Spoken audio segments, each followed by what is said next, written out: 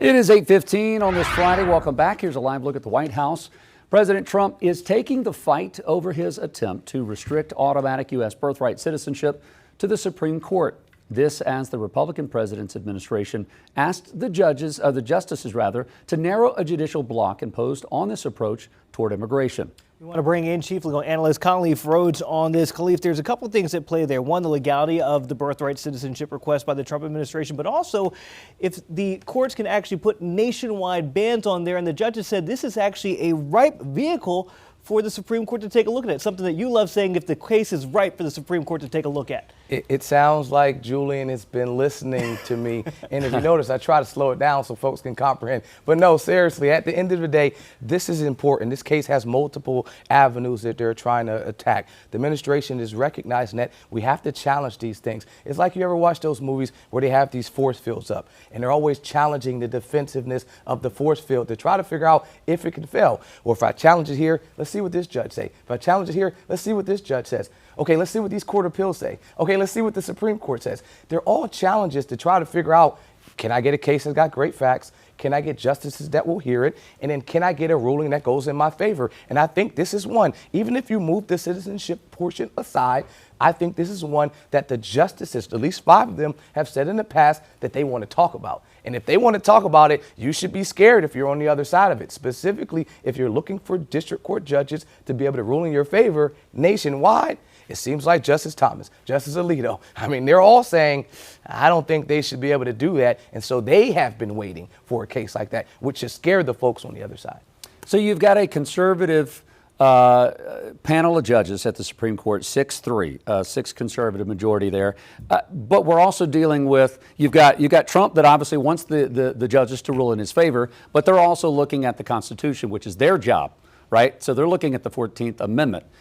Where do you see this decision possibly going? I think this one is clear in terms of the substantive matter of the case. And that's the problem with this case, is that the case itself, 14th Amendment, I think prevails. I think they all will rule, or at least the majority of the court will rule, that the 14th Amendment is clear. Look at the language. All persons born or naturalized in the United States should be, or subject therein, are citizens. It's plain reading of that answers that. I don't think that's the question that will be answered, that will control. The question that will control will be, can the United States District Court judge in Miami make a ruling that has precedent, that supersedes, that has control across the whole country?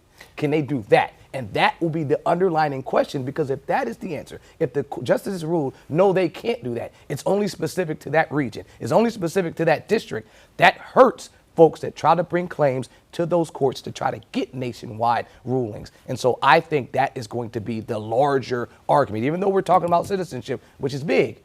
If they say that is changing hundreds of years of precedent. Hundreds of years of precedent, but also when we see an administration move at breakneck speed like we do with the Trump administration, what is that going to do as we see continued these little courts saying, okay, nationwide ban here? If you remove that, what does that do to the Trump administration's power? I think it gives them an extremely opportunity to be more powerful than they are now. Because if you're trying to challenge these things and you can cherry pick, we talked about this the other day, with cherry picking judges to be able to say, find a judge that will rule in my favor, right? I'm forum shopping to find a judge that I think may lean my way. Well, now that stops that ability, because now if your judge rules for your way in Ohio or Mississippi, it doesn't help us in North Carolina. So now North Carolina will go have to fight their own individuals. So it does take up the cost of litigation. It makes a lot more cases happening in the court, because now you'll have to go to each and every one of these jurisdictions to get a ruling to stop the thing that's nationwide. I don't think the judges will have the precedent to rule that manner. Specifically, why? You're challenging in these courts a couple things. You're challenging a nationwide order. You're challenging a nationwide rule. You're challenging a nationwide statute. So if you're doing these things that has a nationwide implication, you would think the judge that's hearing it would have an opportunity to have an impact that would affect nationwide. So if I'm saying, hey, I have this blanket rule that says you can't do this across the country. Well, if I challenge it in Ohio, the judge shouldn't only be able to speak to the Ohio aspect of it, they should speak to the whole law itself. And that's how it has been historically. What the Trump administration is saying, that these judges shouldn't have the authority to do that. They should only be able to speak to it in their specific region. And I think that's a novel approach. That's something that we haven't seen, and the courts have never ruled like that. So these justices want to talk about it. Woo! Class with Khalif continues this morning. We got another hot topic about DEI policy coming up in about 20 or 30 minutes. So we'll have you back for that. Khalif, thanks.